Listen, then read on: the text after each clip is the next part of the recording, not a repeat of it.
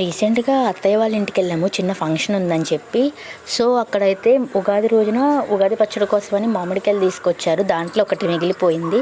So దీన్ని ఏదో ఒకటి చేద్దామని చెప్పి యూట్యూబ్లోను ఇన్స్టాలోను చూస్తే మామిడికాయ తురుము పచ్చడి కనిపించింది. సో ఎట్లా ఉంటుందా ఏందని ట్రై చేశాను. వీడియో అయితే తీయలేదు. ఫస్ట్ అయితే శుభ్రంగా మామిడికాయని తురిమేసుకున్నాను. అండ్ వీడియోలో ఎలా చూపించారో అంతా అలా చేశాను. ఫైనల్గా అయితే పచ్చడి రెడీ అయిపోయింది.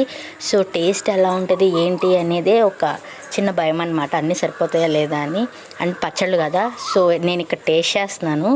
ఫస్ట్ కలుపుకుని తినగానే ఫస్ట్ టేస్ట్ అర్థం కాల, అన్నీ మిక్స్డ్గా అనిపించాయి. తర్వాత కొంచెం కొంచెం తింటుంటే పుల్ల పుల్లగా ఘాటుగా చక్కగా టేస్ట్ అయితే అదిరిపోయింది.